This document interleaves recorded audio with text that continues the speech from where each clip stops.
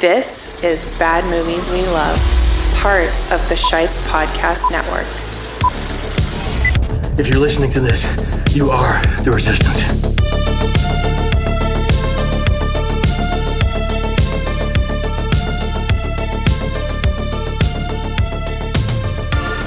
Hello, Bad Movie Lovers, and thank you for joining me once again for Bad Movies We Love.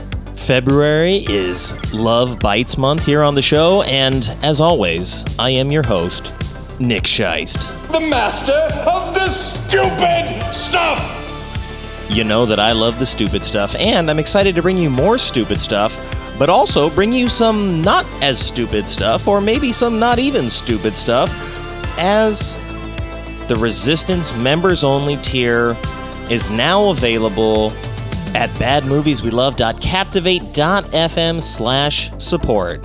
For $5 a month, you sign up and you get access to Bad Movie Futures, Bimon Sci-Fi-Con, and Romcomathon.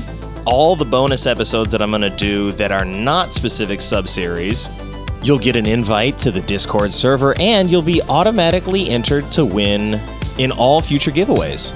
And if you like the show and you're looking for other ways to help that are no cost, no obligation, the easiest and probably the best way to do that is to follow the show and rate and review it on your podcast platform of choice.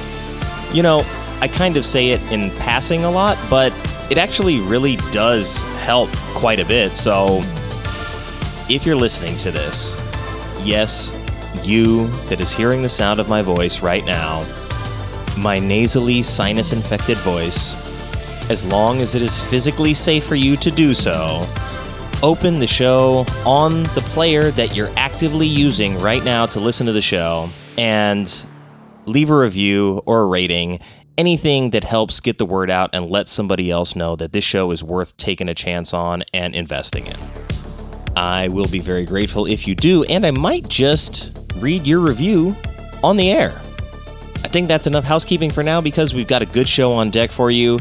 I was joined once again by my buddy Donnie from You, Me, and a Movie. He was my very first guest ever on this podcast, and now I drag him back at the beginning of every year to celebrate with me and to talk about another bad movie we love. And this time, I pressured him into talking with me about Bob Balaban and Dean Lorey's My Boyfriend's Back from 1993.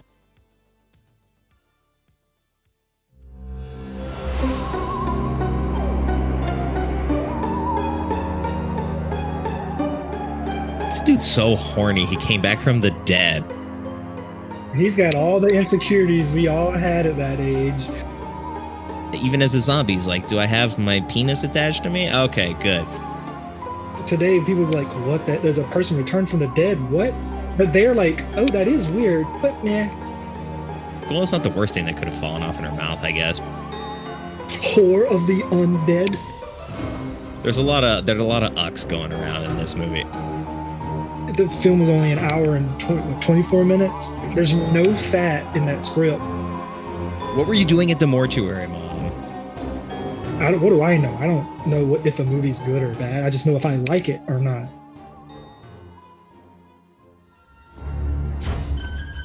I am really, truly sorry about this, Chuck. There's just no other way.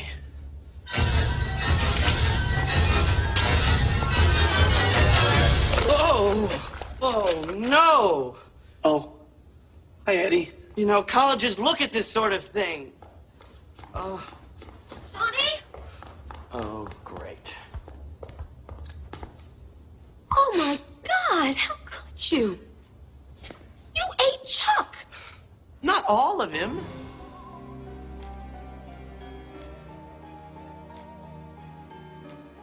Donnie, welcome back to the show, man. It's been a while, but seems like at least at the beginning of each new year, I'm going to make sure you come back and do the show.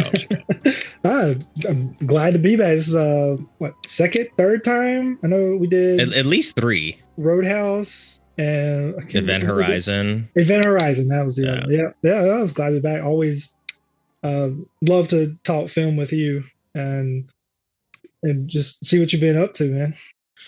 Well, when we did Event Horizon, it was sort of like an unofficial sci-fi month at the beginning of last season.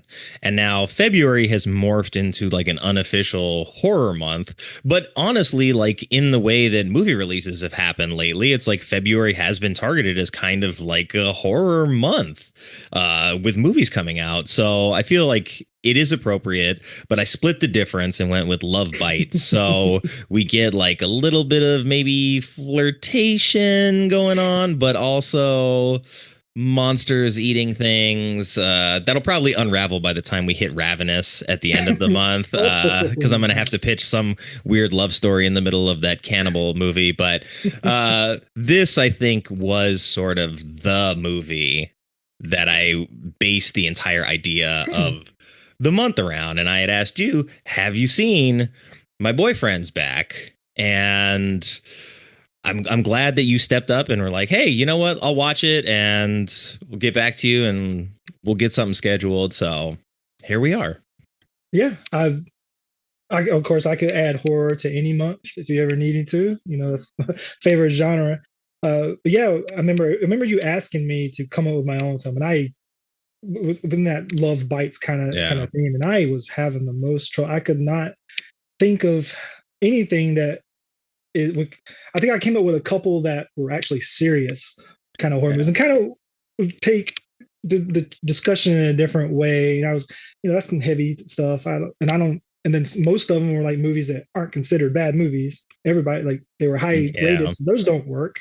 And then so I went back to you and said, I'm having trouble. And yeah, you came up with this film, and I was like, you know what? I saw this movie when it came out, so I was 11, 12 years old. I remember, I'm pretty sure we recorded it on a VHS from Blockbuster or something.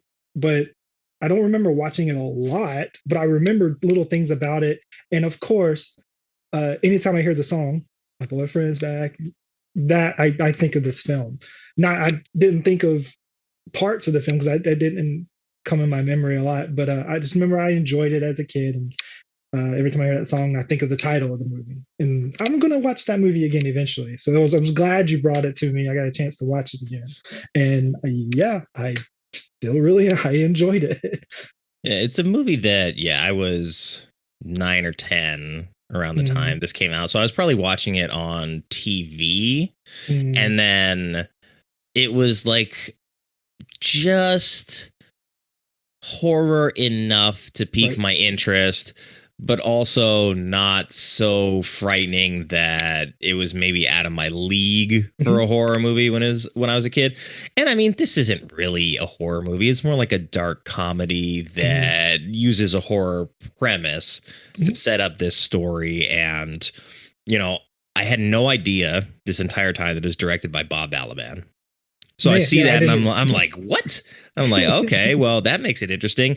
And then, like, as the movie's going on and I'm just like seeing people in the supporting cast, I'm like, okay. I was like, wow, this movie, like, despite the leads not going on to really do too much that I recognize, like, the whole supporting cast for the most part, like, had very good careers as either stars in some cases or as like character actors that have found their way into many other films.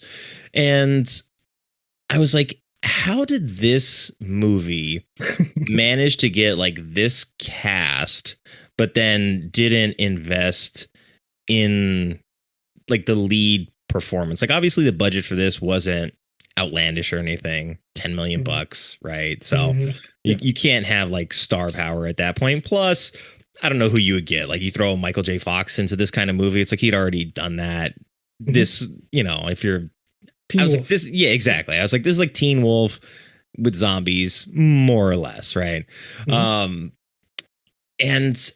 just something in my brain was like, I want to go back to this. I remember enjoying it.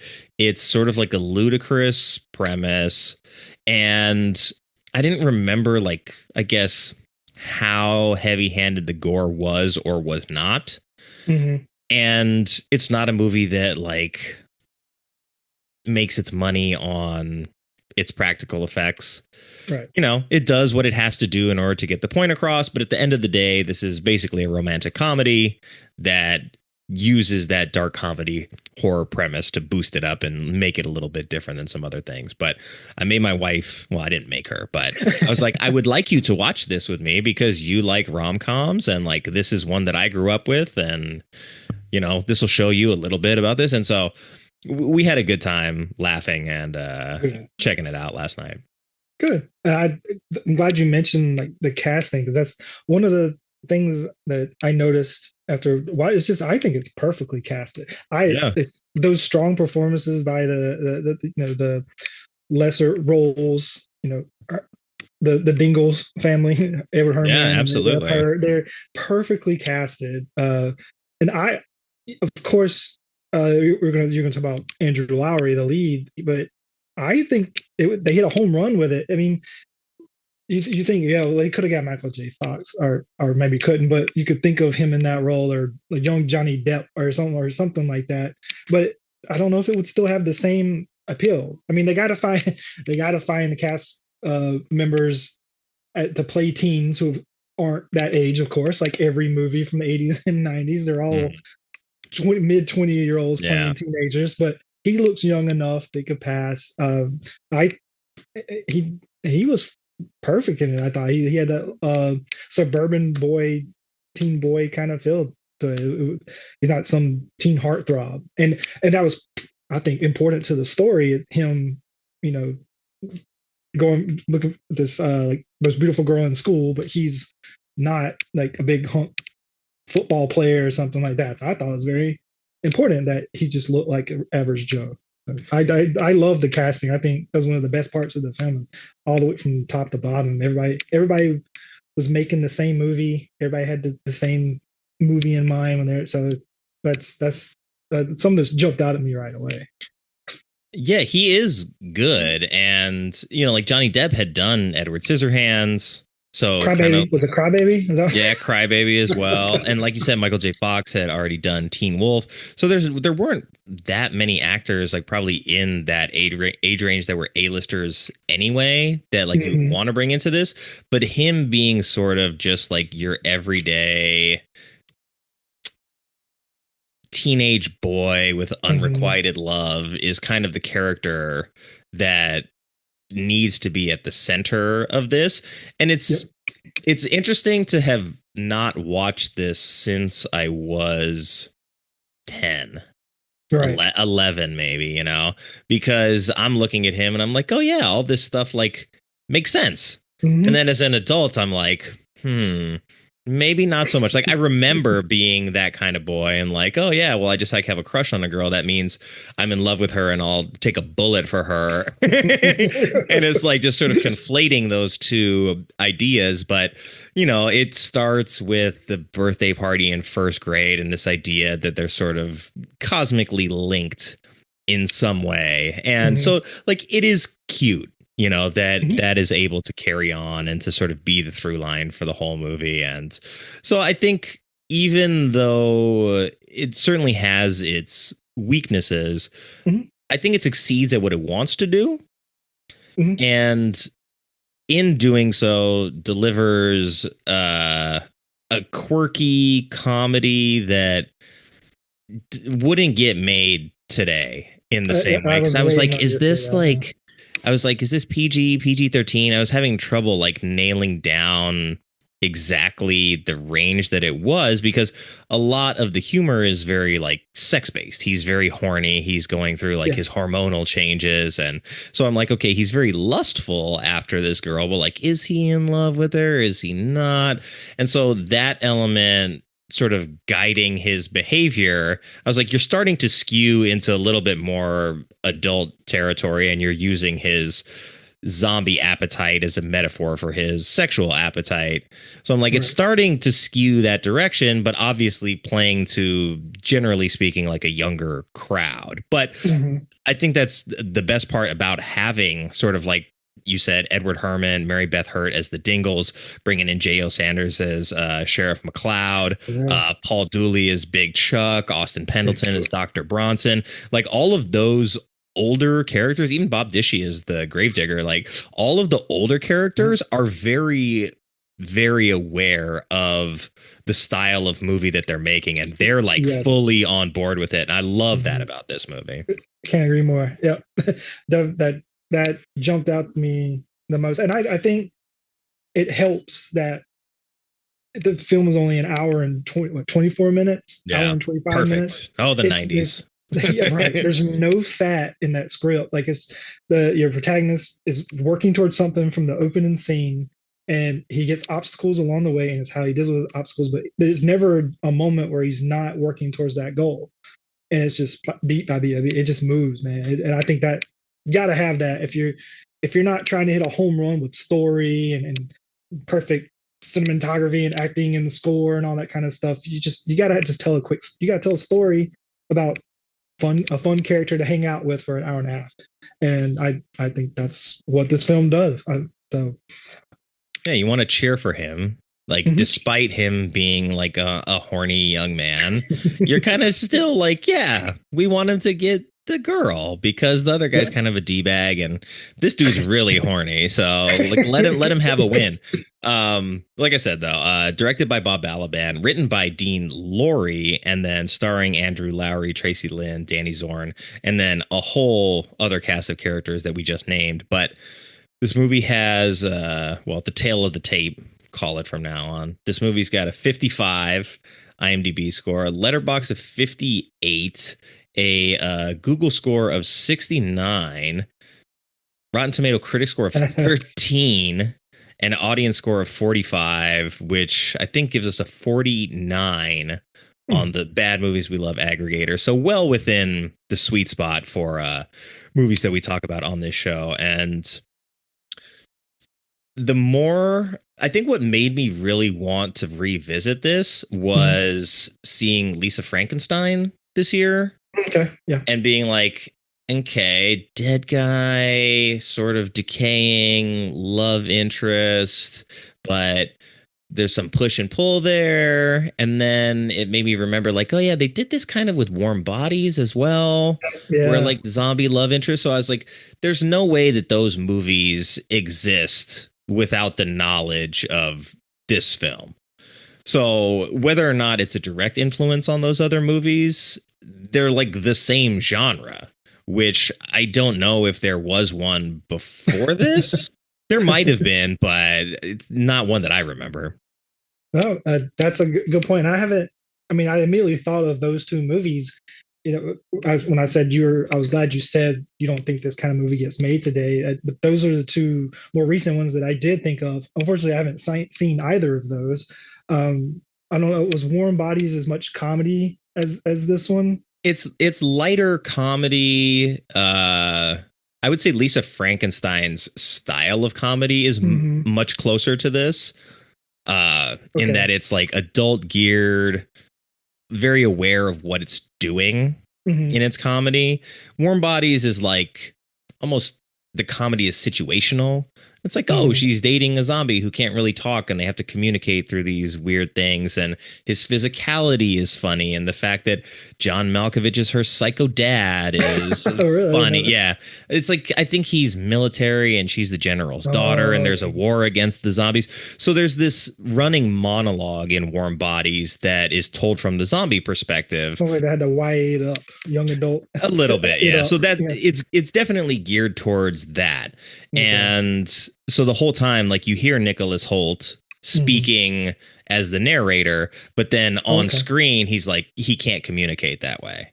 So that's kind of like where the comedy comes from there, is like the detachment of, we know what's going on as the audience, but then when we see it on screen, it's a little clunky because there is no actual communication between the two sides. Okay. Interesting. Okay.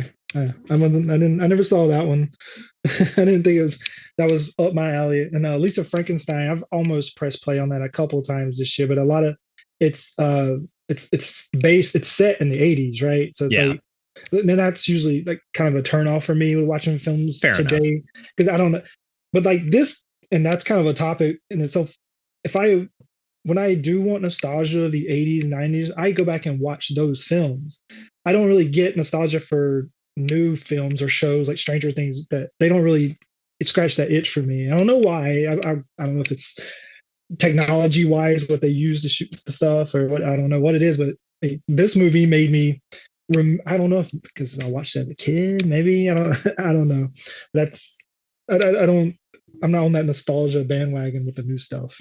Or not bandwagon, but yeah, I think especially with the 80s, like of all of the previous eras that have been just like strip mined for nostalgia, the 80s is probably number one.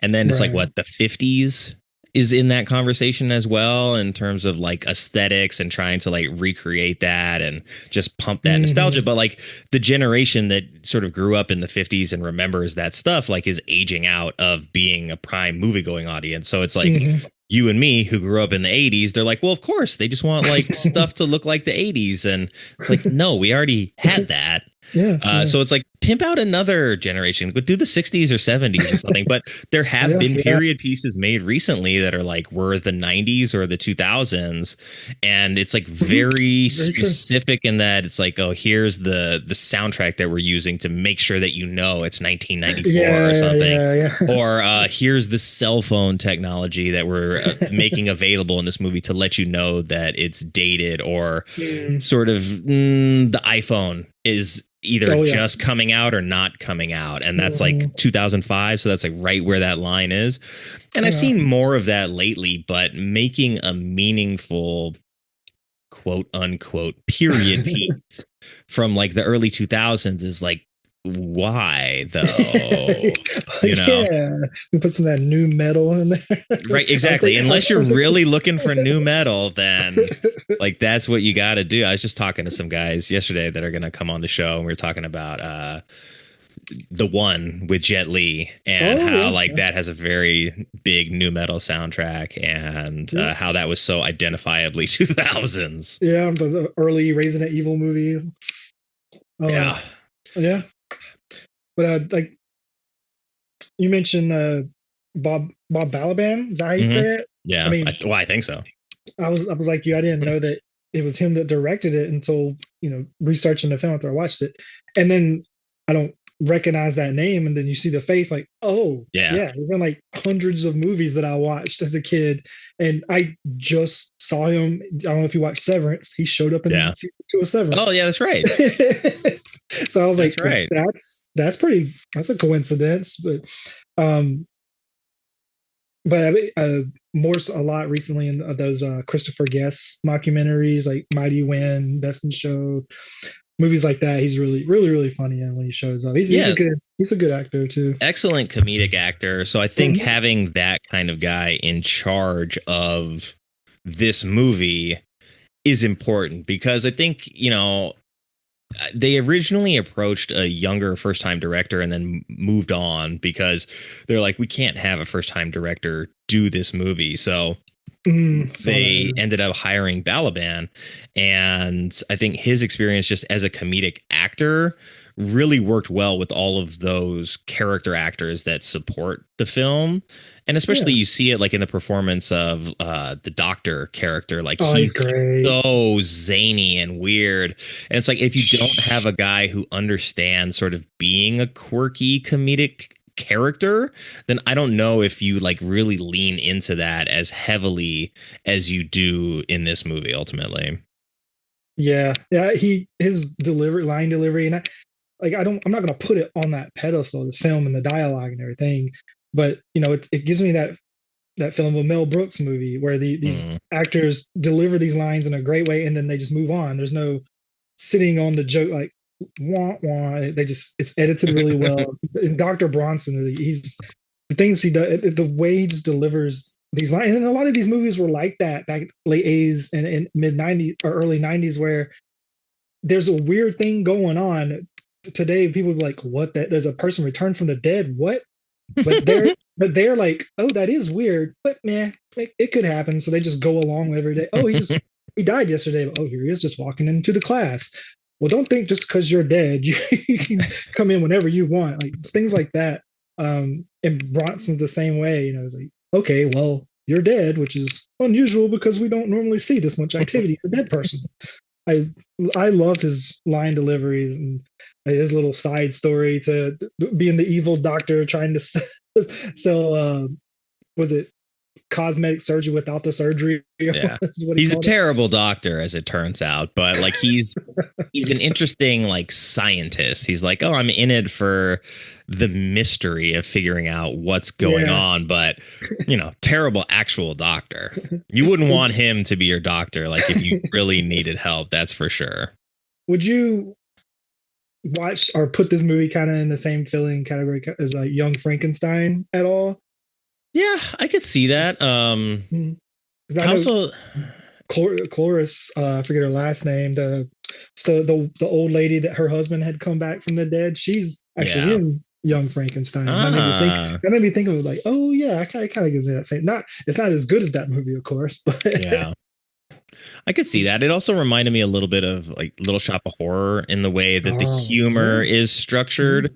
Because it's like it's self-aware in that, like you said, this bizarre concept, they don't spend any time really like trying to understand it.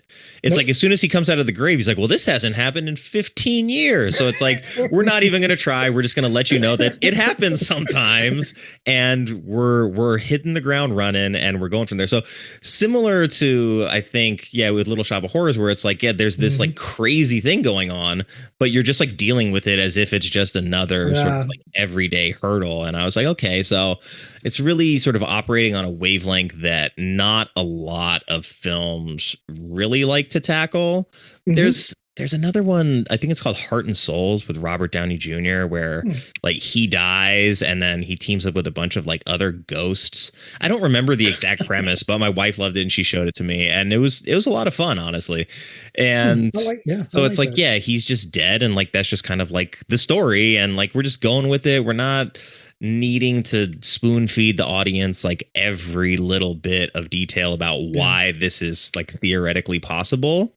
It's like you're already on board with the fact that this is like a dark fantasy sort of element, and even though it's like diet dark fantasy, right, it's like the very tip of the iceberg of dark fantasy, right? But when you sit in the theater, it's like you're advertising in the trailer that this guy is dead. So it's like that's the whole premise of the movies. Like, Edward Scissorhands too. Like they're not trying to figure out like, ooh, how is this mannequin alive?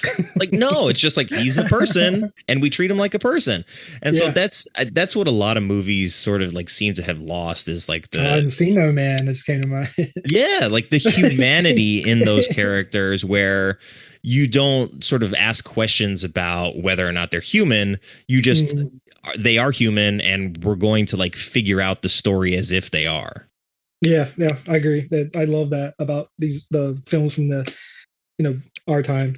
I'll just say that 80s, 90s. I love that about it. And I don't know. They're just kind of like warm feeling when you can just agree. Okay, I'm along for the ride. Yeah, and I like that, because then I don't have to ask questions that maybe I shouldn't be having to ask, or be even like thinking about having to ask. So, it's a nice, refreshing thing to just put the movie on. Like I did for the sci-fi subseries. Now I did Multiplicity just recently, and it's like, Michael Keaton just clones himself a bunch of times. Like, we're not spending time on the cloning tech. It's like some old dude is like, you want to come to my cloning booth? And sure. And now we got a bunch of clones. And that movie operates like as if that's just normal, and all the clones are just people, and the story progresses. Yep. Big. We're just going to we're going to get rattle off these movies into that film. Yeah, a bunch of them that are just like, hey, we're going to take a crazy premise and don't worry about it. It's fine. Like, you'll be okay. You'll be okay. You don't need it all spelled out. Yeah, and then that just warm feeling, like this movie, it just starts with like every movie started back when we were growing up, just a breakfast with the family in the morning. Like and then the montage of him riding through the neighborhood. I love the line where the dad's like, "Yeah, we don't want the neighbors to feel ill about us," or something like that. And it's like foreshadowing, because they will.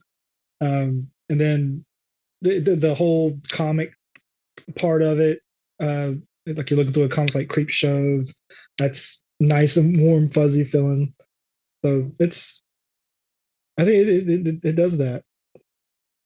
Yeah. I don't know. It's just it hits like a particular sweet spot for me where I'm very able to like forgive it for its trespasses because it's engaging me in a way that a lot of stuff that I'll watch now like just never seems to really be able to get to. So yeah, that's good. Yeah. All right. Let's see. So we went over the scores. We did the tail of the tape. Introduced cast and crew a little bit. I will say the writer. Did you mention the Dean Lorey? Yes. So yeah, like I said, the script has no fat on it, and it's just what I already mentioned. But have to mention he wrote the original. I don't know how much it changed, but screenplay for my least favorite Friday the 13th. Which this movie has a lot to do with Friday the 13th. It's a lot of people. Sean S. Cunningham is the first name you see. He produced this. He produced. Everyone knows him for producing their Friday the 13th films, but yeah, Dean Lorey wrote Jason Goes to Hell. Oh, that's like right. My least favorite Friday the 13th movie by far. But he did, and of course the composer, Manfredini. He's the one that came in with the from Friday the 13th movies. It's iconic. Some of my favorite scores are the Friday the 13th scores. This score's not a big deal in this movie for me. It didn't jump out or anything like that, but but it doesn't jump out as being terrible either. So that's a good thing. Yeah, I think the more I do the show, the more I notice that just every now and then a bunch of really skilled, like highly proficient, highly respected, well-regarded people in their field just get together and make like a clunker. It's like you'll have like an Oscar-winning composer just come in, work on this movie, like Oscar-winning cinematographer. It's like you have all the pieces in place, but the movie just like bombs for whatever reason. Yeah. So it's like it's interesting to just see really skillful people taking on a project that is like risky.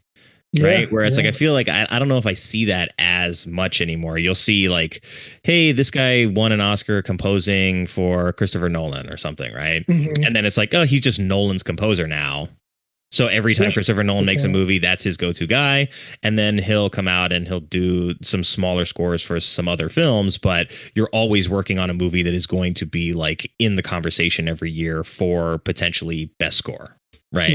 Yeah. And so like it seems like there's a lot of that where not necessarily that's a bad thing, but in the 90s and 80s too, there was a lot of people that were just like sort of craftsmen, workmen type directors that like direct a lot of films, are very efficient, are good filmmakers, but are not, hey, I'm an Oscar winning filmmaker type of guy. It's like, yeah, they just come in, they do their work, they do it well, in and out, and they get hired a lot for that reason.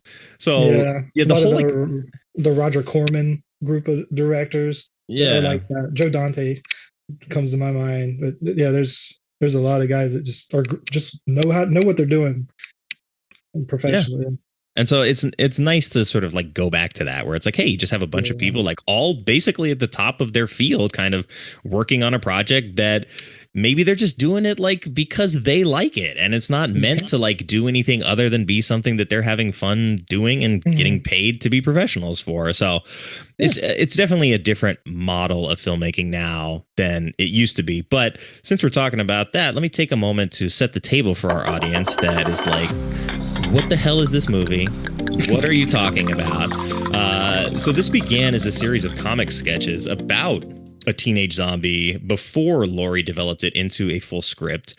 Touchstone Pictures initiated development in 92 under the title Johnny Zombie, with Bob Balaban directing.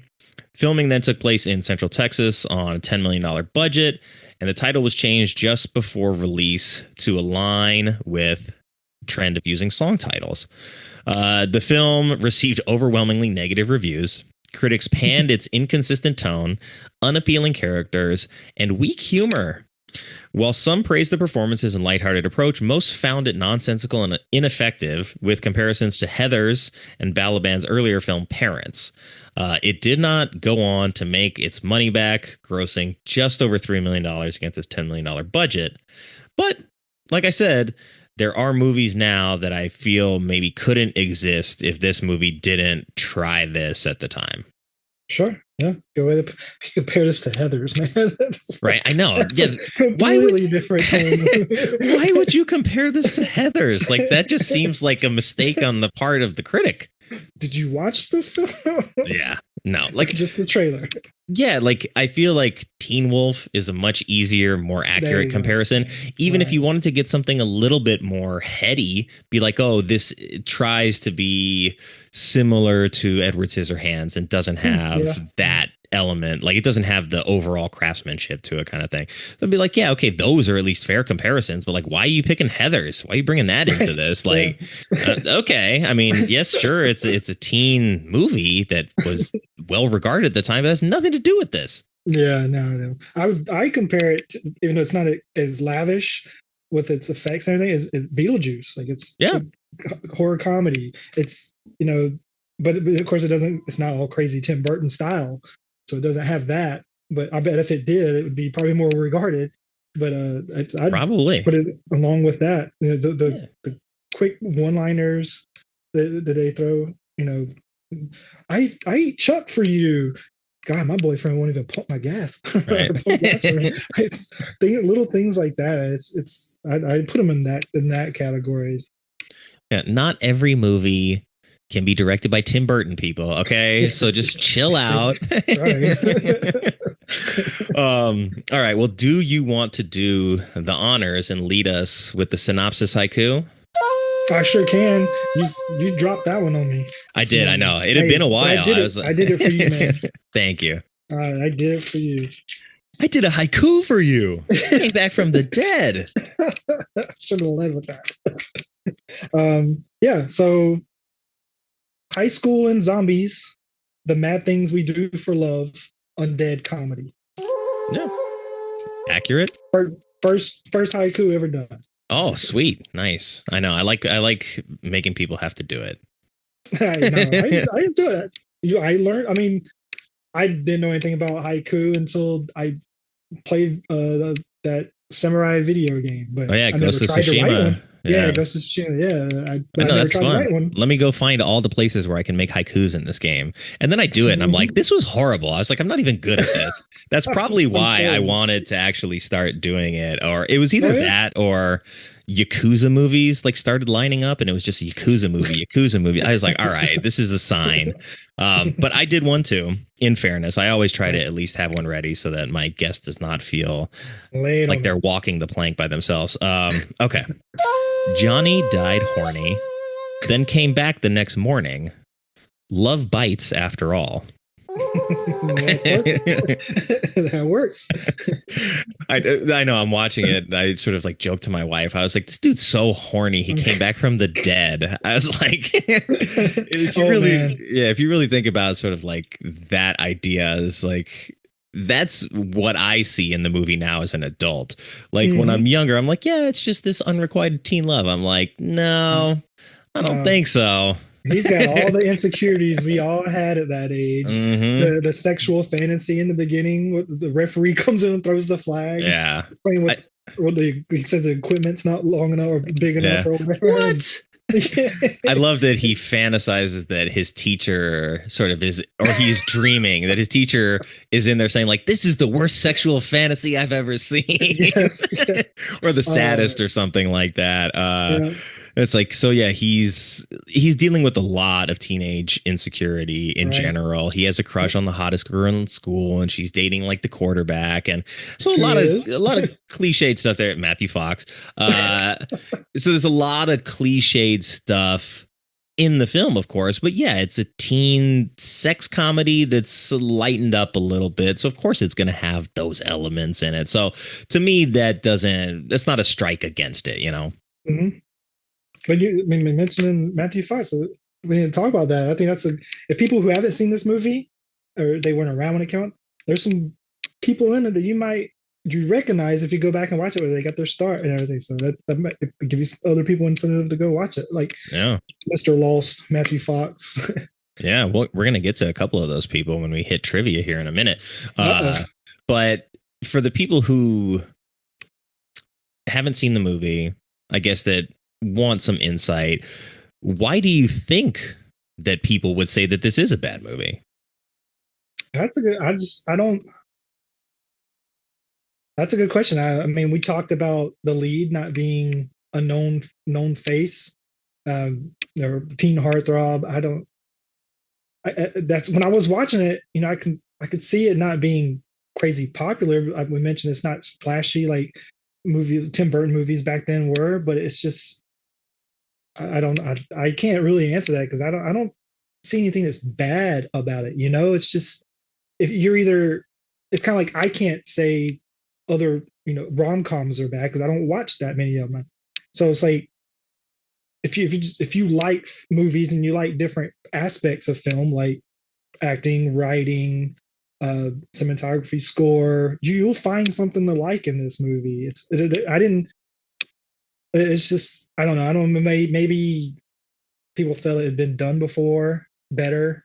I that's all I can think of. Yeah, I mean, like I feel like worst case scenario, the movie's just kind of harmless. That's a good way to put it. Yeah, it's just harmless. Yeah. Like if you don't like it, that's fine. But when we get to Critics Corner and we see some of the things that people said, like there wasn't a meta score on this because they didn't take it that seriously. So I pulled together just like a variety of reviews of different levels of bad, and one good one to close out on. But in just glancing at those, I was like, people really like decided to take the review of this like a little too seriously. Like, and these are movie reviews that happened mostly way after the movie came out. So it's like, this is like pretty much 2000 to current is when I pulled from. Okay. And I'm like, okay, well, I guess you just know what you were getting into there. Right. Yeah. And I know you're more towards you don't really rate films in that way or things like that. I don't look at films as being good or bad. I just rate them how much I like or don't like them. Not because what do I know? I don't know if a movie's good or bad. I just know if I like it or not. So I think that has made my movie viewing so much more enjoyable doing that because I can still watch a movie like overall I didn't really care for it, but I got something out of it. I did like that performance, or I did like the lighting, or it was moody, or something like that, things like that. So I don't connect with the critics who use ranking as to say a movie's bad or good. Yeah, so I think that's fair because it's like, of course, I have an internal barometer that ranges from like I hate this, I didn't like it, okay, I like that, oh, I loved it, that's amazing. Like so, like of course I have that, but at the same time, it feels like a lot of critics, especially on this show, like have trouble separating like here's something that I didn't like versus something that I objectively think is a problem, right? And that makes it bad. So like separating those two things, I think does get murky. And especially like as sort of film criticism has like spread to like more and more people. And it's like, of course, like I think everybody has an internal rating system. And it's like there's movies that I like love that I've seen many times, can put on whenever, and I'll always watch it. There's movies that I love that are great movies that I don't want to watch all the time. There's movies that I recognize that are great movies that I don't like. And like all of these things can coexist, but I can see something and be like, hey, the craftsmanship is good, the performance is good, it's just not a movie that I like, and then I move on. But it's like I wouldn't say that movie is bad because I don't like it, because that's like it's a slippery slope, because then it's like oh, only the things that I like are good and everything else is bad, and vice versa. And I'm like, I know that that's not true. That's why I do this show. Right. Yep. That's perfectly said. Yeah. That's exactly. I think that's such a healthy way of any kind, looking at any kind of art. It opens you up to finding things like that. Because I mean, this may look stupid, dopey teen rom-com from the early '90s. Nobody wants to watch that, but maybe you should give it. It's an hour and 20 minutes, man. It's a breeze. That's like as long as close to the same length as an episode of Yellowstone. You can watch it. Right. It'll work. Just give it a shot. Yeah. Worst case scenario, you see a movie you didn't like. Yeah. That's it. That's the worst case scenario. It's not that bad. Yeah. Yeah. That's why it's like, I don't see how this movie could be rated so poorly. I think it's like you said, harmless. It's Yeah. I guess normally out of 10, people put those movies are usually like in the sixes somewhere. Well, we're going to get there when we get to Critics Corner. But first, we go to the trailer rewind. Ooh, yeah. We're going to take a look at what this trailer was like, because I have seen it recently because I put together my little like rip reel for the show where I had to look at the trailer. So it's kind of like cheating a little bit, but you know. I have not watched it. It's like soft cheating.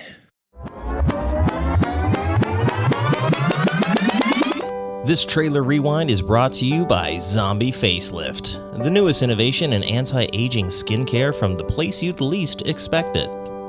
They say people will do crazy things for love, but people will do even crazier things to stay looking young. And there's nothing crazier than injecting an experimental serum derived from decaying zombie flesh right into your face.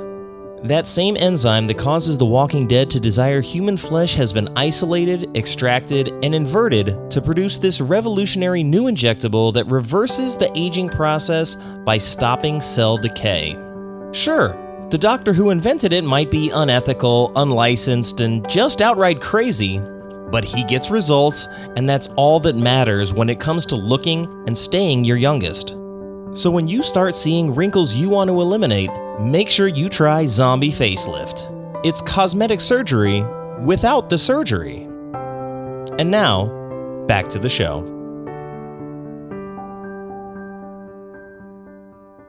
Okay, let's get the participants can see. There we go. All right, you see that? Oh, yeah. All right, volume looks like beautiful touchstone pictures. Yeah. Love these old logos. logos. When you're dead, you're dead. They say you only get one chance at life. But for childhood sweethearts Missy and Johnny, true love will never die. There's He came back from the dead for me. God, my boyfriend won't even pump gas for me. By God, if it ain't the zombie out with a living woman. What do you have against Johnny besides the fact that he's dead? He's a stinking zombie, you idiot. My dad'll go berserk if he finds out I went out with a dead guy. You stupid dead zombie pond scum. There's a lot of prejudice against the undead. Whore of the undead. Yeah, he's great. Come on, let's get it, guys. Hey, quit it! If you're gonna kill him, you're gonna have to kill me. Buck Senior. Yeah. My boyfriend's back. Well, I hope somebody eats a whole damn bunch of you. Oh man, yeah, that scene where he catches them together on the sidewalk, which brought up like, hey, this movie is an allegory for interracial couples back in the 90s that people didn't like. So, but yeah, was it little zombie slut whore of the undead, and then Matthew Fox comes in with his she was taken in by his decaying ways. Yeah, some of those lines are just like, they're really funny, and like you said, it's not like a platform to wait for the joke to land. It's like, here is the joke, and you just have to like get it or don't get it, and we're moving on. We're not like waiting for you to catch up. You're not hand holding the audience, which I think is great because it rewards that watch like that we had, where that little stuff just starts to add up. And you know, that character who he's talking to, this 16-year-old girl, he's calling her a zombie whore. You know, you have the teacher in his fantasy saying it's like the most pathetic sexual fantasy she's ever seen. Like you said, he was taken in by his wily decaying ways. That's one of my favorite lines. Then and Matthew Fox just delivers it just deadpan, like it's a normal thing someone would say. Yeah. And then Paul Dooley, that character who called her the zombie whore, he so his son in the story gets eaten, and then the parents kidnap his youngest son coincidentally. And then he was like, are you going to eat everybody in my entire family today? And then that fantasy that comes later in the movie where he's like, you're too much of a wussy to eat me. He's like, when it comes down to chowing on a real man, like you're a wuss. And then he's like getting his foot eaten. He's like, there's no meat on that. That's just a foot. He's like, yeah, try getting through the calf. That's all muscle. Like he's just shit talking while he's getting eaten alive. Yeah, and we get a good blood splatter right there. Yeah. The blood shoots. I'm like, yes, we got blood splatter. The zombie movie. Yes. Yeah, that's like maybe the most like effects heavy scene because you're putting like a fat suit on him. There's blood everywhere. But like the idea that you're going to have this kind of character entertaining these kinds of lines and these kind of scenarios, like it seems like the script is much more aware of like the humor on the periphery than it is in Johnny and Missy. It's like they almost treat that like it's a very straightforward romance with almost like it's not a joke. And you know, there's a scene where they're making out in the car and she's like licking or nibbling his ear or something, and then his entire ear falls off in her mouth, and she's just like, okay, that's like weird, but she's not like freaked out by it. So like I'm saying, they treat those two as if like this is semi-normal, well, like a lot of other people around them are freaking out. And even that, I'm like, well, it's not the worst thing that could have fallen off in her mouth, I guess. But and then of course we get one of his fantasies later where everything's falling off, and it's like you see his junk snap off and like fall down his pajama pants, and like of course he's a teenage boy, wakes up even as a zombie, he's like, do I have my penis attached to me? Okay, good. Because he's focused, like, look, if I came back from the dead, I got to make sure that like the reason that I'm back is still attached to my body. And that's kind of when he's like, all right, I think I have to eat somebody now, because if I don't, I'm not going to last long enough. Did you catch a little something on his nightstand by his bed? I didn't. Was he got like tissue or something? He got a lotion? No. A Godzilla figure. Oh, nice. I thought you would enjoy that. I didn't see that. I'll have to scope it out. On his little nightstand beside the bed, his little Godzilla figure. Cool. I appreciate that. Nice little shout out there to the G-Man.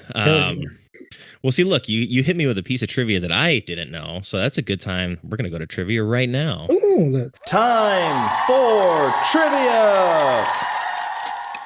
All right. Well, for the first question, you already got a little bit, I think, ahead of us. So we'll see if you can fill in the blank on the rest. Oh, it's okay. You're gonna get bonus credit for that.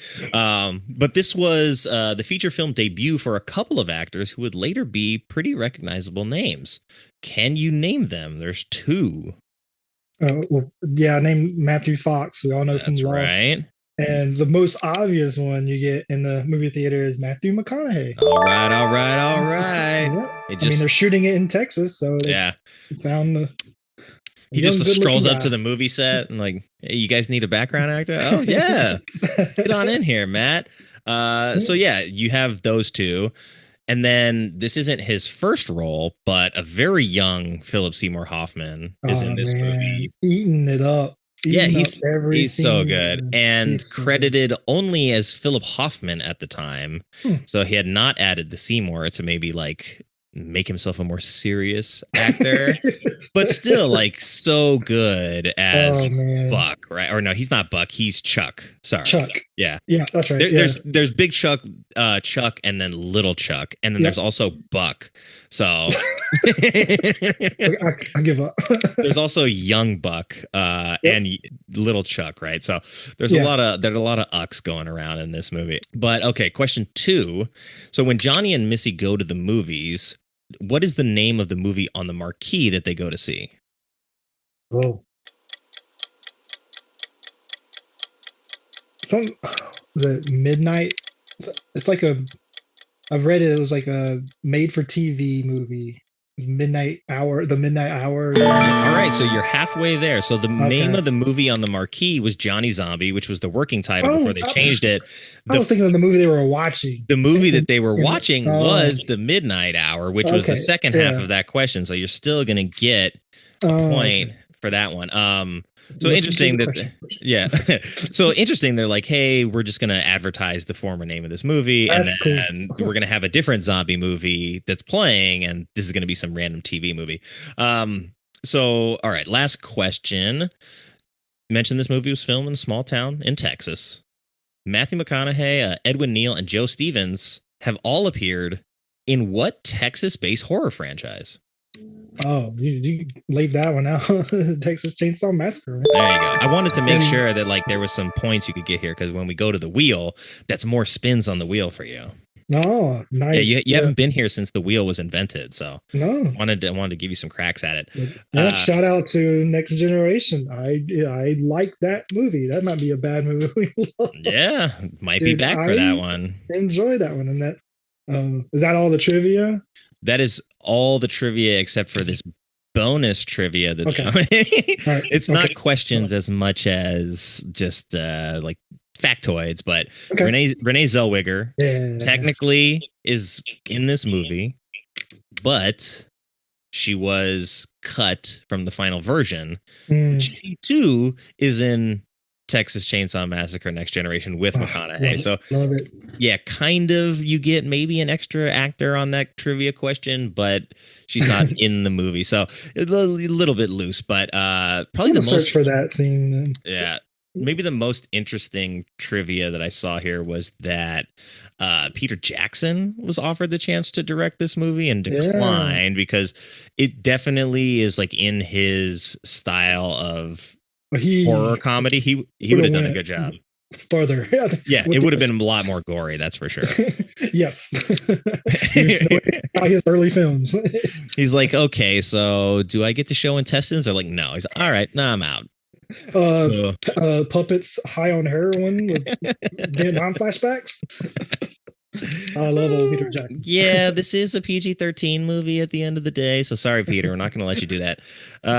And then the working title for the movie, obviously based on the 60s song by the Angels, and the song is used very heavily to promote the film. I mean, we just saw it there in the trailer. However, that song is not on the soundtrack. Yeah, I kept waiting for it on the rewatch. Yeah. Like I told you, like, every time I hear that song now, I think of this movie, but it was nowhere in the movie. It's just on all over the trailer, which we just saw, and you would think it's in the movie, but so the marketing did its job. Maybe they paid the licensing fee for the commercial, but not for the actual like movie use. Mm-hmm. Sounds probably right. They're like, look, we just need to market the movie. We don't actually need this song in the movie, but I mean, it would have been helpful to be honest. So, and I like the way it's written is showing possession, so it's my actual boyfriend's back, like that on purpose. So was his back gonna fall off, or eventually? Okay, well, you did great at the trivia. You're gonna get four. You're gonna get 4 at bats on the wheel, and go ahead and spin that right now and see what the first ball out of the bingo cage looks like for you. Ooh, this is gonna be a fun one for you. If you could be one character in this movie, who would that character be and why? Oh, that's a good one. I think we'll go with Mr. Dingle, because that they just have the happiest marriage. He's a good dad. They have the same sense of humor. It seems like him and Mrs. Dingle. Yeah. So I mean, who wouldn't want that at my age now? Yeah, and also those two are like, oh, our son's a zombie? Well, let's just go get some bodies for him to eat. We're going to help him out. He's our boy. Little kids. Or the body, take the body from the morgue. They're just giving them away. And then I was just down at the mortuary. What were you doing at the mortuary, Mom? Just shopping for groceries for you. So it's like, I love that his parents, like, were never like, oh my God, you're a monster. It was, our son's back. You're supposed to be dead, but because you're not, we're happy. And, oh, you need to eat people to survive. Well, okay, well, we're just going to help you do that because we're your folks. So they were a little weird. The ambulance driver, the mortician. Oh, and this guy and that guy, they said you're dead, but we're just glad you're home. Yeah. You're like, nah, I'm fine. right. That's a good choice. All right. So let's see what else you got.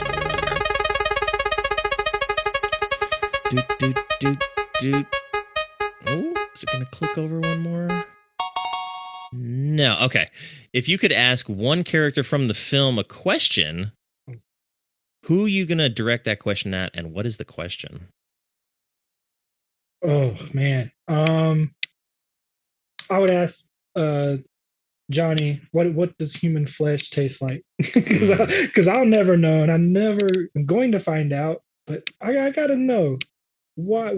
What made you want it so bad, other than being a zombie? How does it taste? Yeah, because he saw his buddy's hand and it was like just automatic. He's like, probably like the smell or something. Yeah, right after he wouldn't eat the school lunch, the chicken nuggets that his friend was trying to cut with a plastic fork. Right. It's like, oh, we all tried that as a kid. Just stab it and pick it up. Okay, so that's 2. The third one here it's a good one. You can choose up to 3 characters from this film. They're going to start their own podcast. Whose podcast do you want to hear, and what is that podcast about? Let me see. So 3, it's got to be 3? Up to 3. Oh. Even though it'd probably be, at least I know I would want to hear a podcast with Chuck and Buck. I would want to, but Chuck and Buck, it's going to sell itself. Yeah, and then but who? Because they didn't have a third wheel, did they? Oh, well, maybe they have Johnny on with them just to ragging the whole time because he's a nerd or he's not as cool as they are. That sounds like actually a lot of podcasts that are out now. Actually, yeah. That seems like they would be unfiltered. Chuck and Buck unfiltered with Johnny. Once he comes back to life at the end of the movie, they squash the beef and then they're like, let's get into podcasting together. Yeah. And let's talk about this entire crazy experience and how we came out the other side. Yeah, that's it. I figure just because, this is a podcast, it's an interesting question. All right, we get one more from the wheel. Okay, if you could choose an actor to switch out in this movie, which actor are you going to choose? That's tough because we went over so much detail of how the casting was perfect. If you could, not that you have to. Maybe what's the lady's name whose husband died as a zombie? Florence Leachman. The actress, Maggie. She's listed as Maggie, the zombie expert. Not Maggie, the widow, right?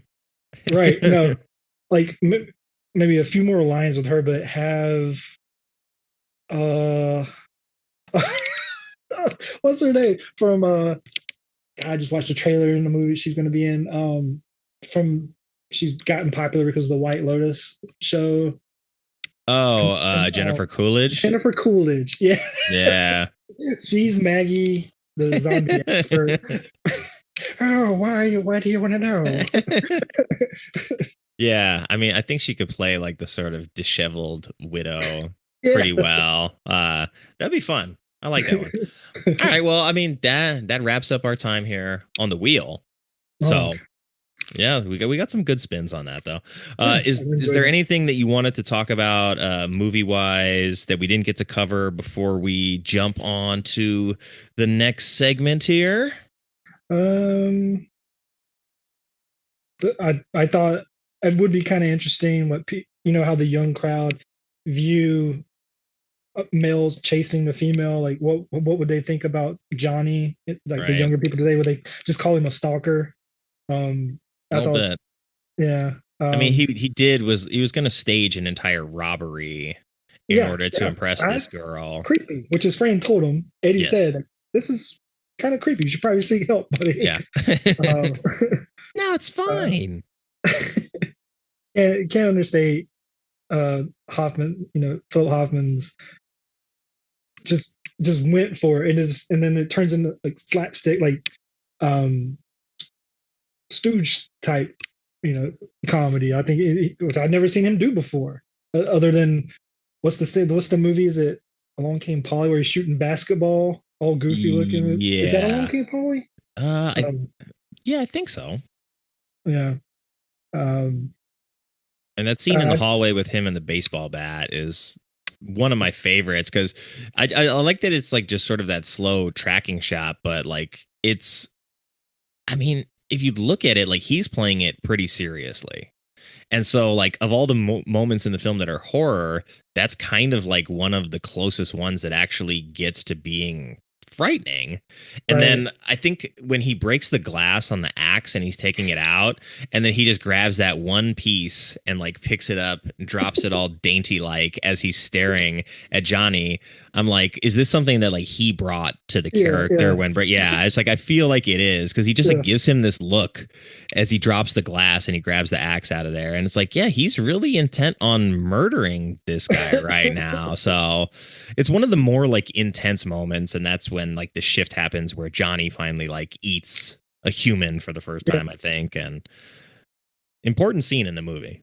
I just loved his performance. And then this the last thing is just the editors don't get enough love, but Alberg, he also was the DP for The Ghoulies, which those are kind of movies that made me love horror, the little monster movies like that, and Reanimator, which is beloved.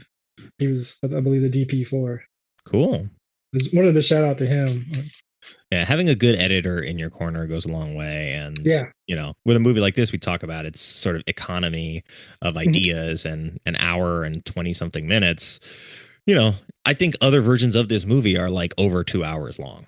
Like those other movies that we talked about are definitely stretching out this concept and trying to get as much as they can out of it, where like this is like, no, we know what we're doing and we don't need all this fluff. So get straight to it. I think that means it's time to go to Critics Corner. Let's hear it. And this is where we hear all the nasty things that the critics had to say about this. And let's see. Okay, we've got a couple of reviews that don't have scores but are mean. We'll start with Ty Burr at Entertainment Weekly gave this movie a D. He says, my boyfriend's back is obviously aiming for the subversive high school yucks of 1989's Heathers. But the storyline never bothers to make sense. I like your pause there. It's just like, I think we've talked about it. It makes perfect sense. Like, there's nothing to it, really, which is the point. Give yourself over to the simplicity, my friend. A kid gets shot trying to protect the girl he loves, who wants to go to prom with, and comes back as a zombie. What's going to happen? That's your story. That's easy to understand. There's no complication. Well, you know what's I find interesting is that like you and I watched this when we were like 10, and we were like, I get it.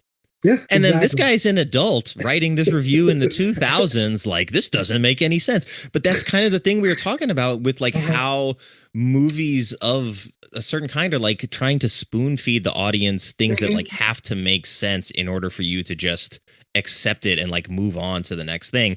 It's like it's this hurdle that like if you can't get over, then there's just like there's no moving past that, and you're stuck the entire time at like, oh, the main idea doesn't make sense to me, and so throw the baby out with the bathwater at that point.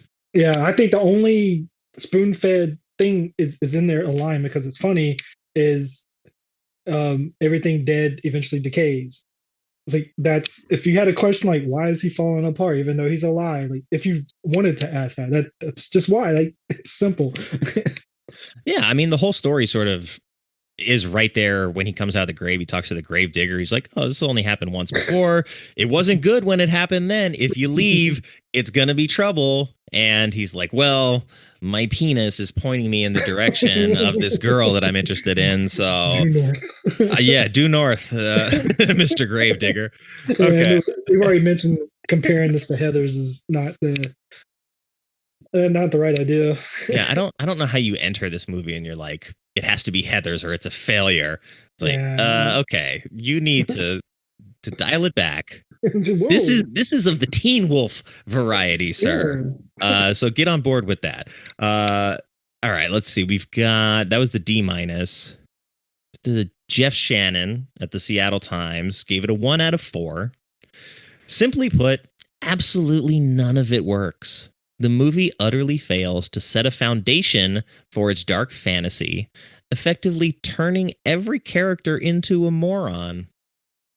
That's definitely an opinion. Even that's stated like an opinion, is written like an opinion, and you can't argue with that. If that's how you felt, I nothing wrong with that. So at least they formulated it as an opinion, I guess. Yeah, it seems like it's also coming from this place of like they're morons because they like don't understand that he's a zombie. It's like, no, they just accept the fact that he's living dead, and then they go from there. So it's not like their inability to not process what is happening. Mm-hmm. It's like they've already processed it all super fast. It was like he came back from the dead, and now like we're anti-dead guy. And so, okay, sure, the kind of allegory about interracial relationships is not the movie to handle that conversation.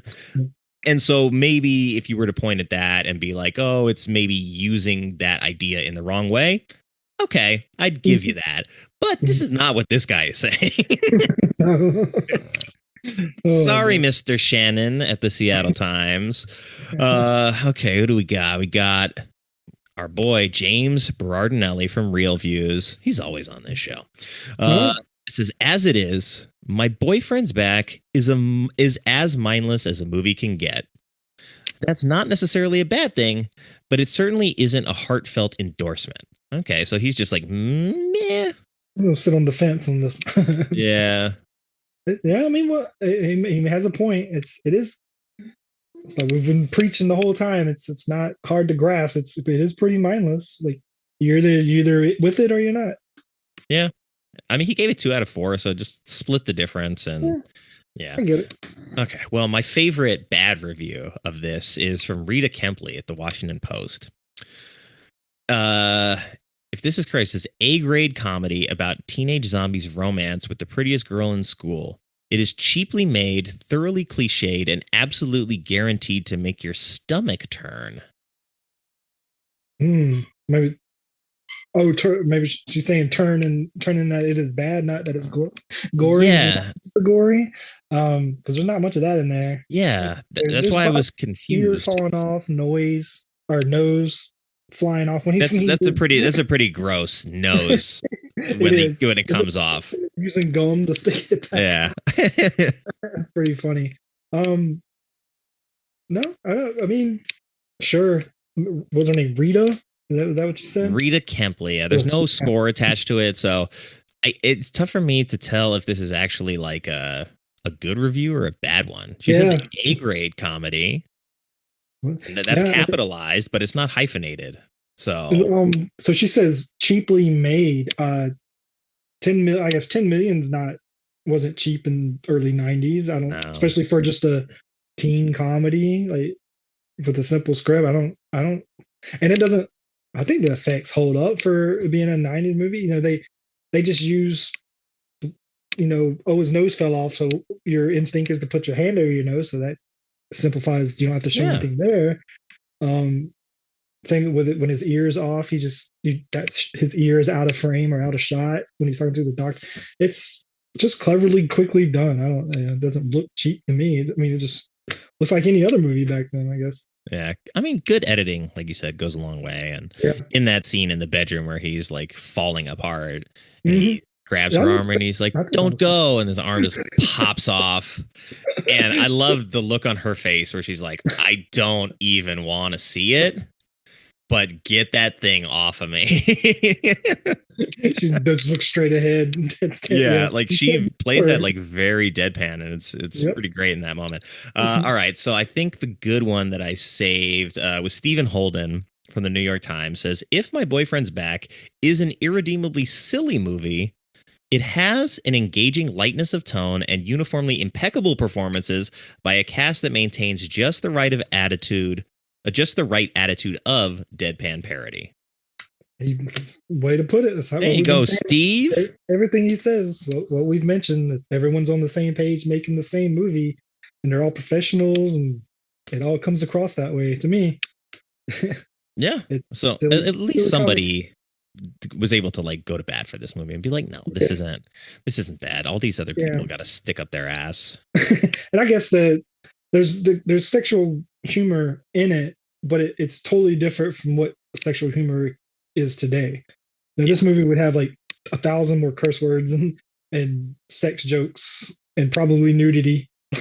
All that would be in there. Like, is that all needed? Like, can you make a movie without that? Because that's kind of, I mean, I like my fair share of crude humor, don't get me wrong, but when you can watch a movie from back then and still enjoy it and enjoy the sexual comedy without all the explicitness, yeah, I think that's harder to do and make today's audience enjoy it.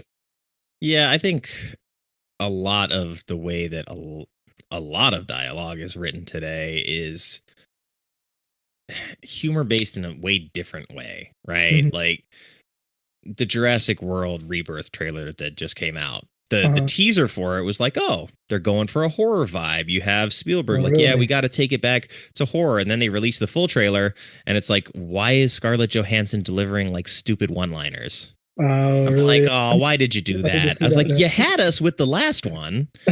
And then it's like, oh, you just give her this like schlocky dialogue again. And it's like, look, I like her and she's capable of so much more than that.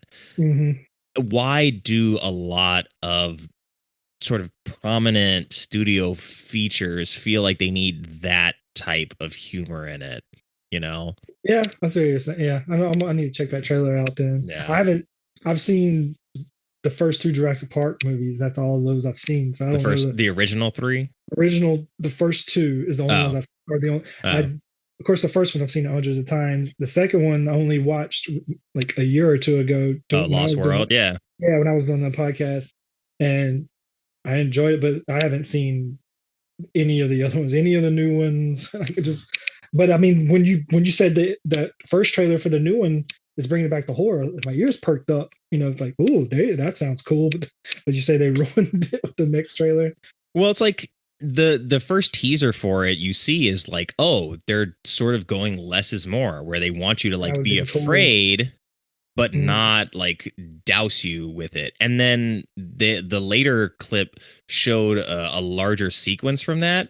And it's like a disaster movie where it's like, oh, you're just narrowly avoiding the thing that's about to bite you. So it's like, yes, it's like, it's thriller element more so than scary. Like you're never going to recapture the lightning in the bottle of like the T-Rex in the rain stepping on the car and like the kids just like freaking the hell out. Like that horror from the original movie is just, it's never going to be really found again. And I mean, this is the 4th Jurassic World movie now. So this is the 7th in the franchise. The last one was not good because it was about bugs. It was like we made these dinosaur locusts, and it's like people are not coming to Jurassic World to watch a movie about giant locusts, you know. And it's like that movie I think was trying to make some sort of like larger sort of like political statement about like food security and climate change and stuff like that. And so I'm like, okay, fine, if that's what you want to do, that might be a better, smaller scale sci-fi movie and not a Jurassic World movie. And then they like shoehorned in all of the original cast into that movie, trying to like get the nostalgia from everybody that loved the originals. But honestly, like stopping at 2 is probably a good decision because all of the other ones, they're just the same. It's like, yeah, there's dinosaurs, there's a jungle, there's people that get eaten, there's like action set pieces, and it goes and it goes and it goes on forever and ever. That's kind of why I stayed away from them, I guess. It doesn't interest me. I did enjoy the second one when I finally did watch it for that podcast. I enjoyed it. It was for what it was. That's the one where it's Jeff Goldblum led and the T-Rex ends up in San Diego at the end. Yeah. It's good. It's not great. It's not the first one, but you know. It has its strengths. Yeah. All right. Well, now we're gonna do more or less. So this is another new thing that I'm shoehorning in here. Now that I did an outline and I see all the segments in my show, I'm like, Yeah, I got to remember to actually do all of these. Not just like when you get in the flow, like skip over one. Yeah, because I had a loose outline. I was like, okay, I know like the tent poles, but then I started adding stuff in, and then sometimes I would just forget that. And it's like, hey, we're having fun. I just forgot about the fact that I was supposed to do this thing. So now that I actually provided somebody with like a full outline, I'm like, all right, I'll just use that. Fine. So yeah, more or less a new-ish segment on the show when I remember to do it. Okay. So I want you to tell me something that you want this movie to have more of and something that you want this movie to have less of. That's a good question. That's how, when it's something you like, how could you, because I am not a filmmaker. As a movie goer, I don't know.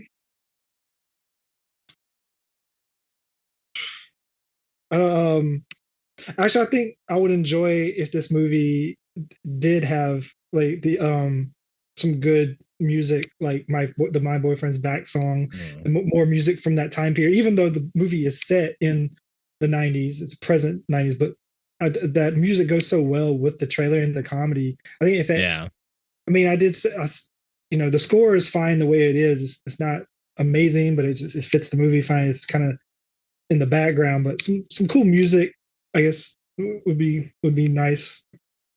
But definitely include that song. All right. Less of, or more Philip Seymour Hoffman would always be great. Definitely. Less.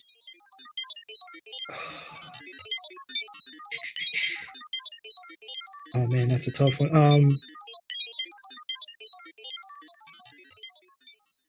I don't know. It's an hour and 20-minute movie. You can't take stuff out of it.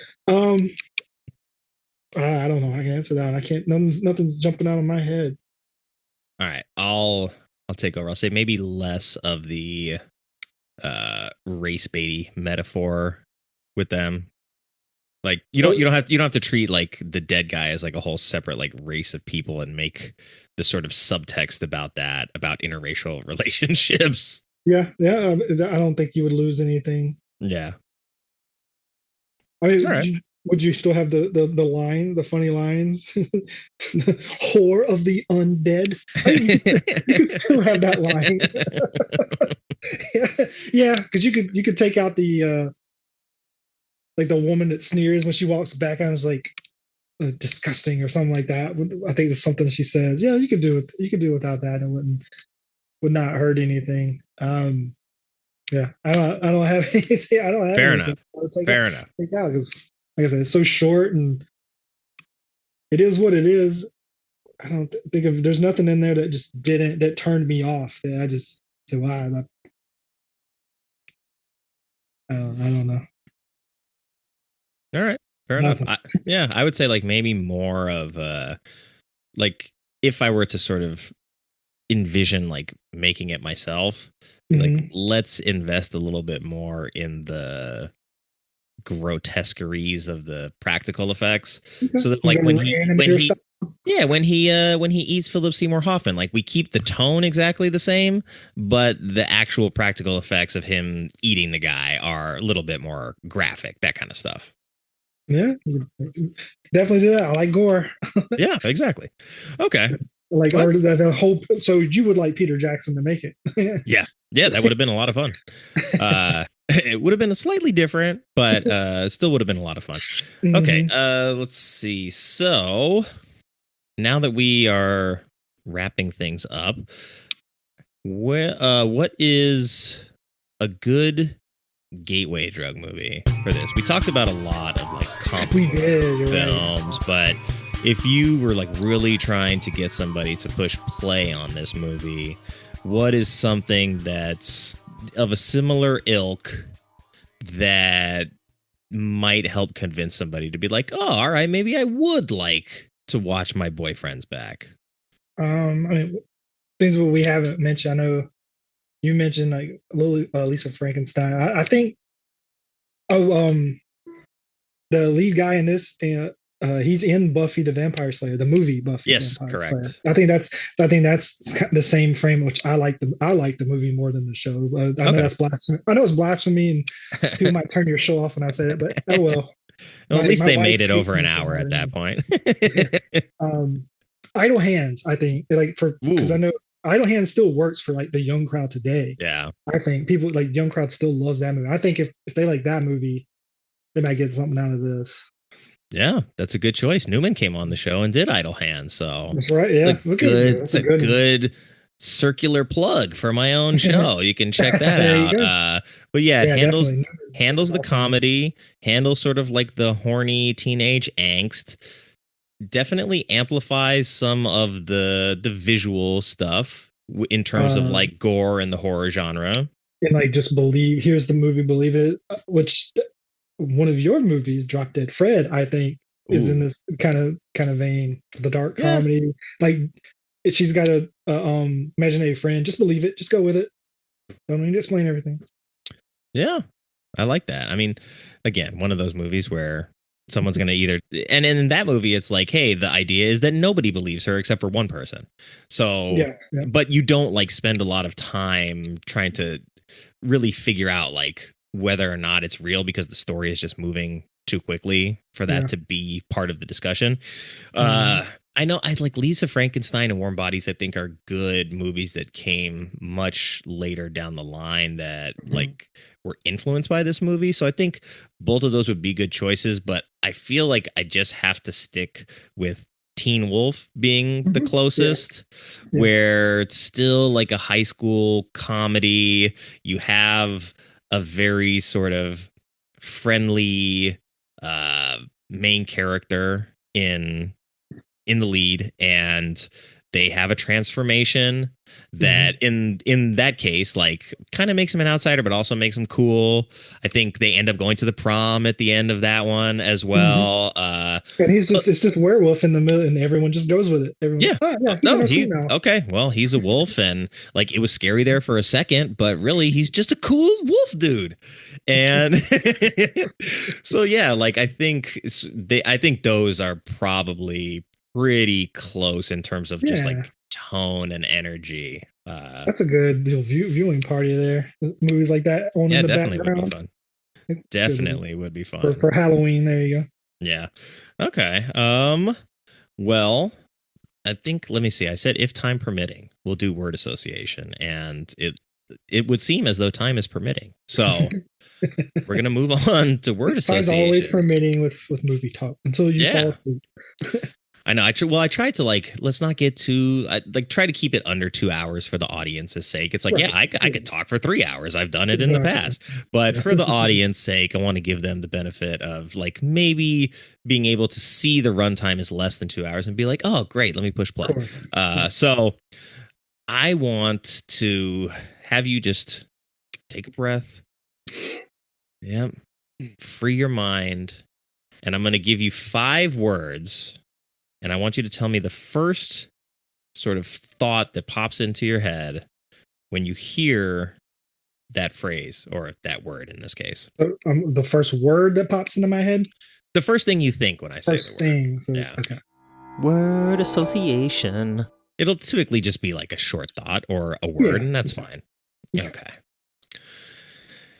Okay, everybody listen up closely. All right, the first word. Here we go. Zombie. I just immediately think of Night of the Living Dead, where it began. All right. Prom.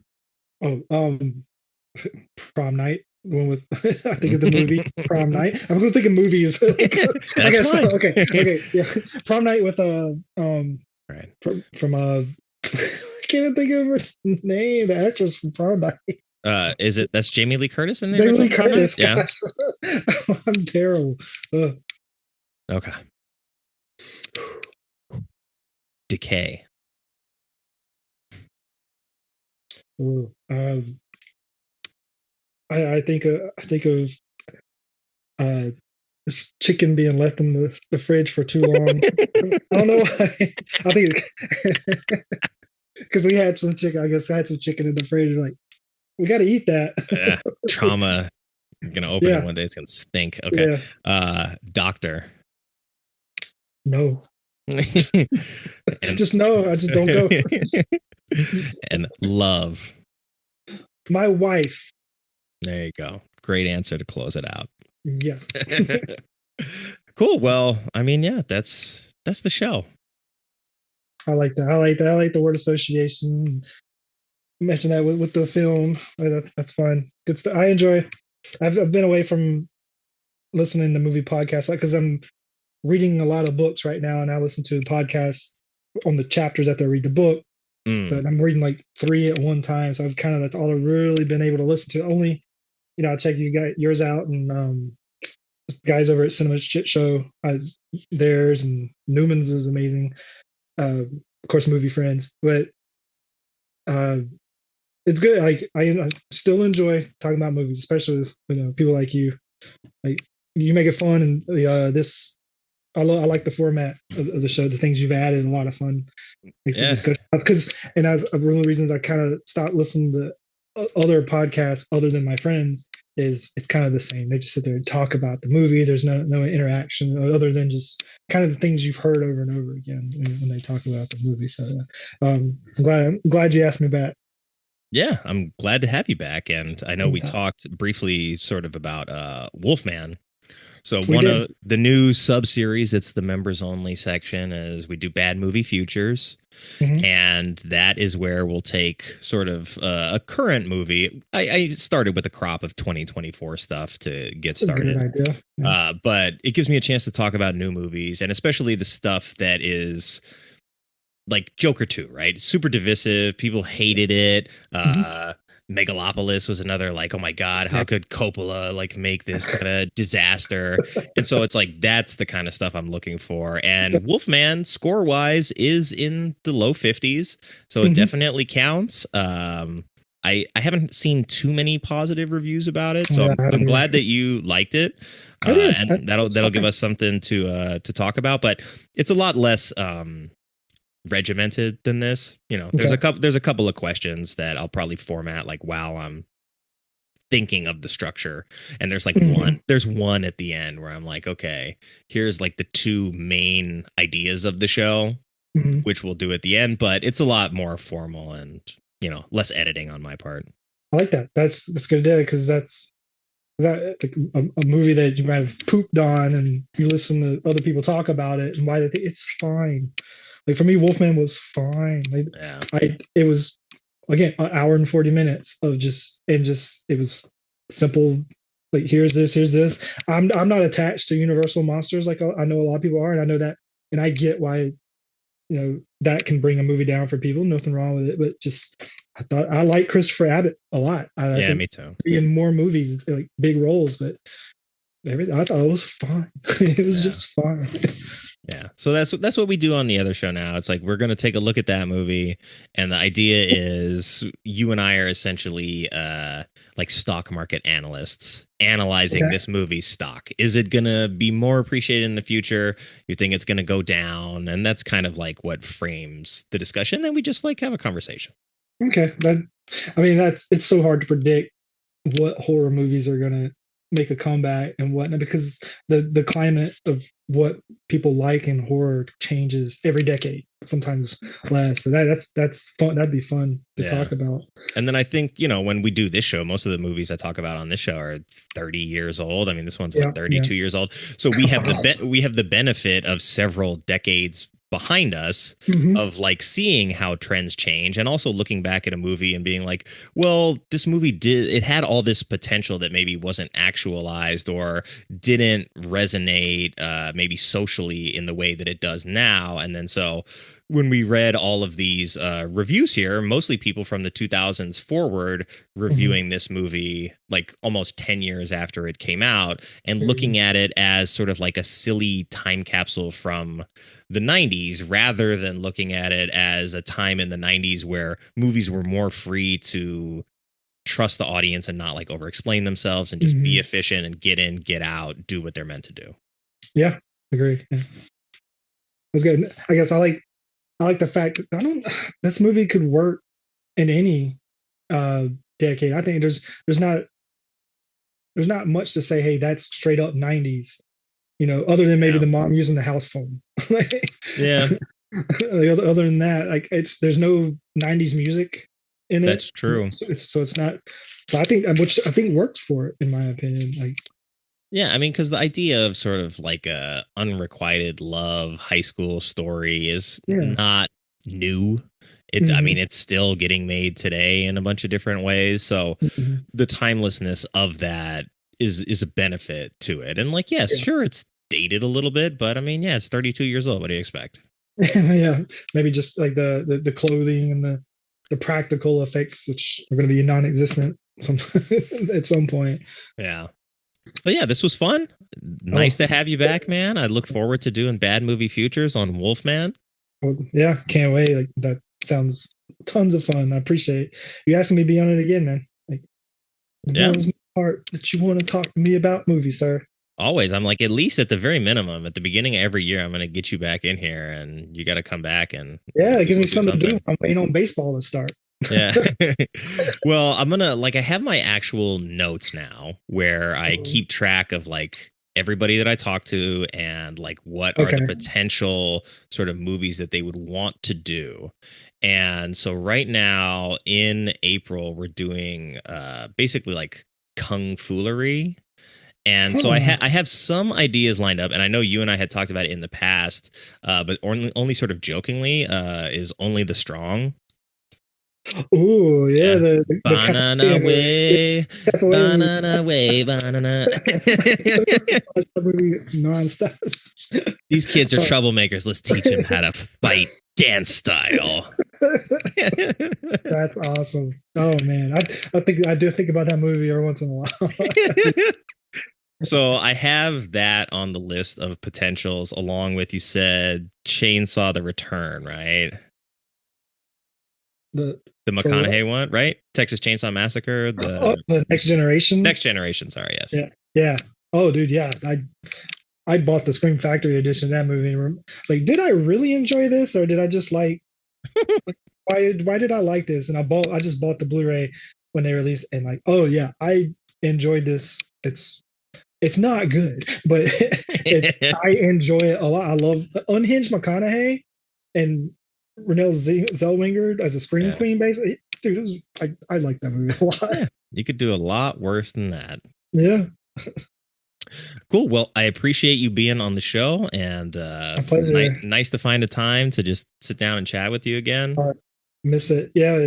I know you crazy workaholic, but if you need help with anything, any of your shows, anything like that, just cool. I'm help out any way I can. I feel like I've gotten to a place where like at least my podcast schedule will be a little bit more regimented in terms of like the production side of things, which is good because I wanted to do like a larger sort of movie project with the people that we know from the film club and maybe some other people that I've met. So I'll talk to you about that a little bit later when we're off there. Bouncing ideas, anything. Yeah, it's in here. And I think I took notes on it somewhere. Okay. Last year was a rough year. I mean, just for a lot of people. So everything hopefully back to normal. This year's already looking up, but finding more time to do stuff, even working around like the gardening and the house projects, and now a new puppy. But it's good stuff. So I feel more rejuvenated and wanting to do more stuff. Started learning piano. Oh, nice. I've been playing guitar since I was 16. It's almost 30 years. I'm a person who I don't have regrets. Like, I don't look at life that way. So there's nothing I regret. But if I did, it would be that I didn't learn how to play piano as a kid. Probably. So I started when somebody Michelle's works with, they just gave us this amazingly nice Casio keyboard, like 88 key keyboard, amazing keyboard. So I was like, I'm going to learn how to play piano. So yeah, might as well. They're going to take it, be like, all right, well, pressure's on now. Yeah, I was just feel more rejuvenated to do more stuff. So cool. Well, I'm glad to hear that, and I look forward to having you back in the future. Can't wait. Thanks again. Cool. Take care. All right, buddy. Later. A big thanks to Donnie for coming back on the show. My Boyfriend's Back was much more of my pick than it was his, so I'm glad he enjoyed it and humored me for the episode. At the very least, I'm going to make him come back on the show at the beginning of every new year, since he was the one who was my very first guest on the show, helped me get everything started, but I'm looking forward to getting him on Bad Movie Futures to talk about Wolfman. On deck next for Love Bites, it was supposed to be Wolf Cop 2, and that's still in the pipeline, but we might have a pinch hitter with Van Helsing. And as always, thank you to everyone who took the time to listen to this episode. I know there are a seemingly overwhelming number of options when it comes to podcasts, so I appreciate you letting me into your ears and hopefully into your hearts. In all seriousness, time is valuable, and I'm very grateful that you've entrusted me with yours. If you enjoy the show, please consider leaving a rating and telling a friend about it, or consider signing up to become part of the Resistance Members Only section, which is now live at badmovieswelove.captivate.fm/support. Either way, I'd love to hear from you, so if you have a bad movie you love and would like to be a guest on the show, you can contact me at badmovieswelove@theshice.com or at badmovieswelove on Twitter and Instagram, and that's love spelled with an LUV. Until next time, take care, be well, and have fun, however you get your movies.